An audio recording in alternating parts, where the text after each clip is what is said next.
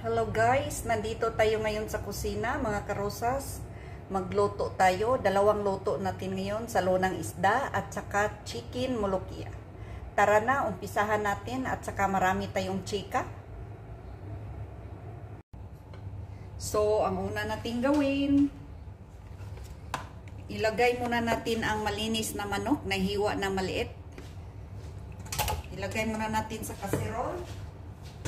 Hanggang lumalabas yung water, saka natin ihalo ang garlic at saka oil. Saka natin i-fry. Ayan, hintayin lang natin siya, mag-dry siya na mawala na lahat ng tubig. Para hindi masangsang, para mabango. So, ito ang ibang ingredients natin sa salona. May garlic, may tamarind, may tomato, tsaka chopped onion. Siyempre, ang isda at saka parsley na frozen. Yung nilinis ko nung isang araw. Ito ang masarap na isda gawin natin sa lona.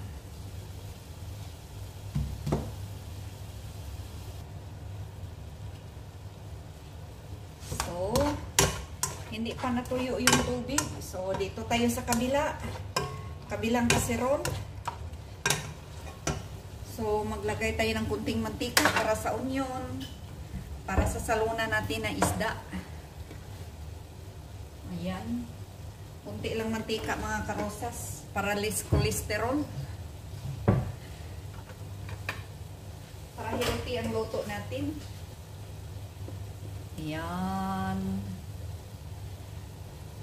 Lagay na natin ang onion.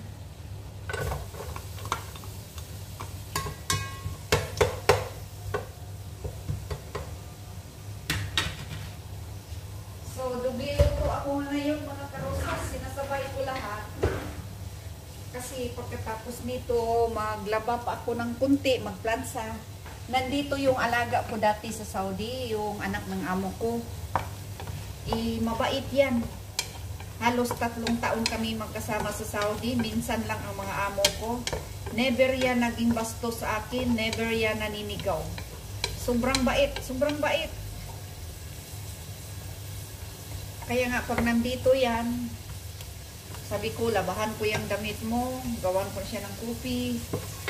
Trabaho ko naman talaga yan, no? Inaayos ko talaga yan, lagi kong tinatanong kung anong kailangan niya. Kasi sobrang bait yan, wala akong masabi dyan. Magkasama kami dati sa Saudi, lagi lang kami, minsan ang mga amo ko. Mabait siya, pati yung mga kaibigan niya. Never yan nanigaw. Sobrang bait. Parang hindi marunong magalit. Kaya nga, sinabay-sabay ko lahat. Kasi pagkatapos dito, mag-dryer pa ako. Ayokong magpunta doon sa laundry room na nagluluto ako. Kasi mahawak ako ng garlic. Baka mangamoy pa yung luto ko ng garlic. So, tapusin ko ito. Kaya dubli luto ako. So, yan na. Nilagay na natin ang garlic.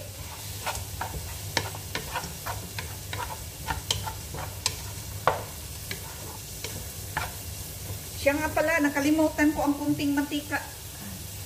So, walang problema. Kunti lang.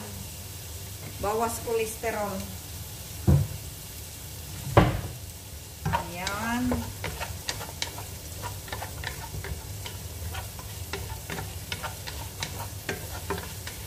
Fry lang natin. Dito sa kabila.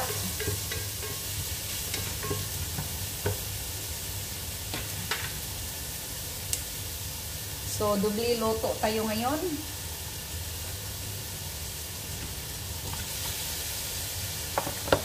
So, lagyan ng spices dito sa molokia is black pepper lang, mga karosas. Wala nang iba.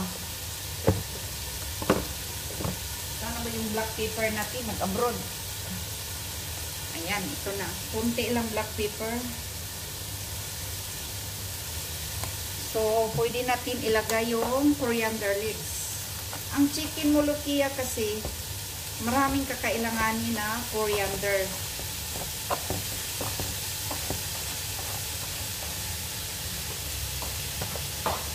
Bali, press nito na coriander. So, organic ito. Galing ito sa garden na anak ng amo ko.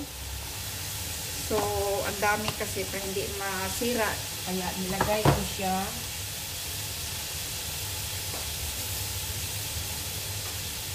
Kaya nilinis ko siya. Nilagay ko sa atin ang frozen molokia.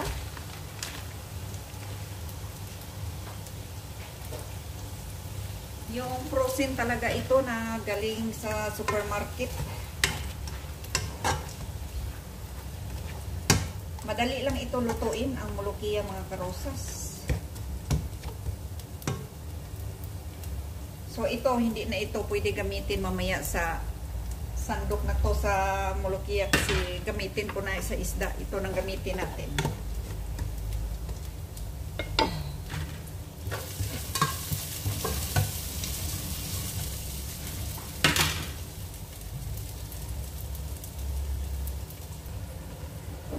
At isunod na natin ang fresh molokia na nilinis ko, nilagay ko sa freezer, kaya naging frozen na. Ayan. Hindi ko na hinugasan yan kasi frozen na yan. Super linis yan bago ko nilagay sa freezer. Ayan.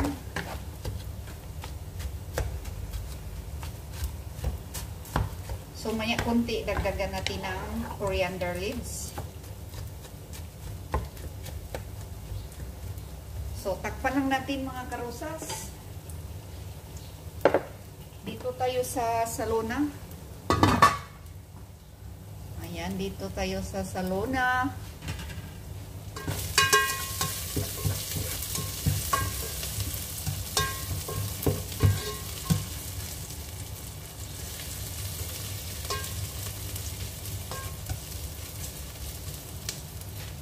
So, dito sa salona, maglagay tayo ng kunting garlic.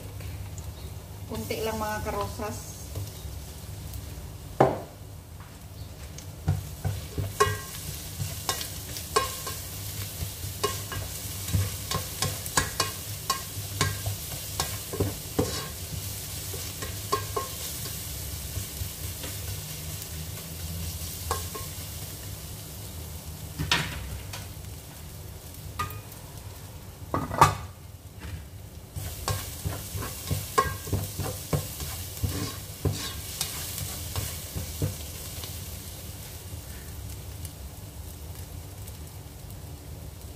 So, dito sa salona, maglagay tayo ng kamatis. Iuna natin ang kamatis kaysa isda. Kasi ang isda kasi half cook na. Itong kamatis, medyo matigas. Kaya iuna natin kamatis para lumambot. Kasi matigas itong kamatis na to. Ayan. Haluin muna natin ang molokia natin. Kailangan mag-dry itong molokia natin.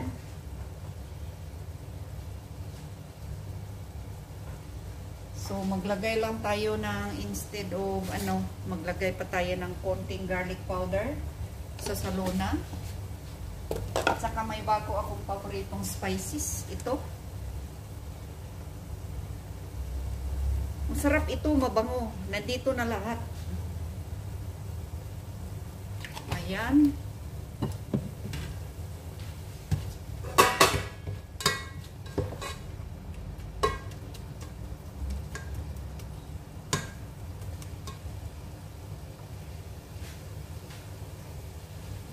Tapos, ilagay na natin ang masarap na isda. Ayan. Hindi nyo makita mga karosas. Pasensya na kasi kamera lang ang cellphone lang ang ginagamit ko. Pero, pag gusto nyo malaman kung paano ko ginawa ang isda na salona, yung sarsado, mayroon ako doon na piece salona sa Rosas Channel OFW. Hanapin nyo lang mga karosas.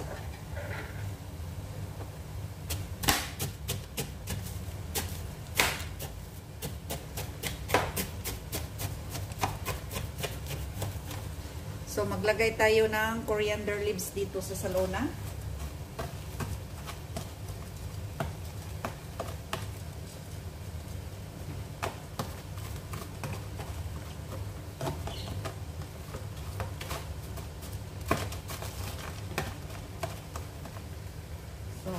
kailangan maraming coriander.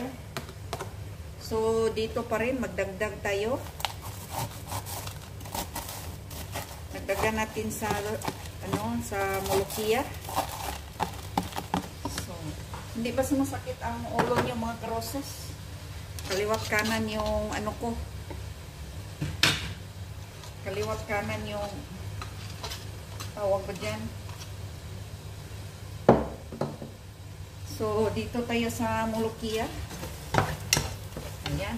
Malapit na siya mag-dry. So, itong saluna natin na isda, takpan muna natin.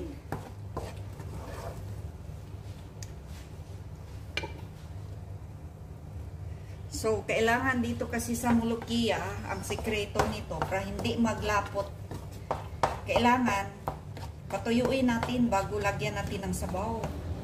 Yung parang alam mo yung parang may kunting tubig, kailangan mag-dry yan. Pero, bantayan natin, baka masunog yung molokia o yung dahon. So, magpait, mawalang lasa sa kasi malasahan mo yung sunog, sabaw. Malasahan mo yung parang mapait. So, ayan, buksan lang natin. So, dito tayo sa salona. Ayan. Huwag sumakit yung ulo nyo, ha. So, baliktarin natin.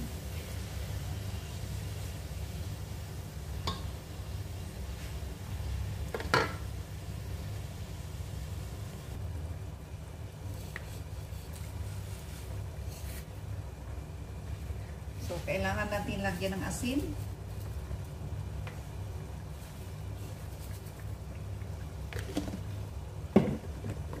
Kunting yellow.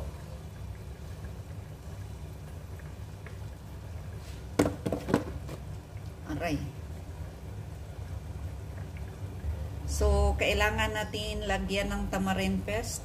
So, medyo malabnaw siya kasi hinalo na natin sa tubig. Ayan. Maglagay tayo ng tomato paste sa salona. Balik konti lang. Ayan, lagyan natin ng kunting tomato paste sa salona. Balik konti lang.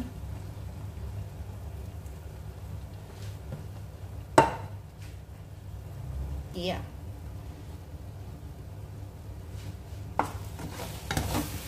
Ayan.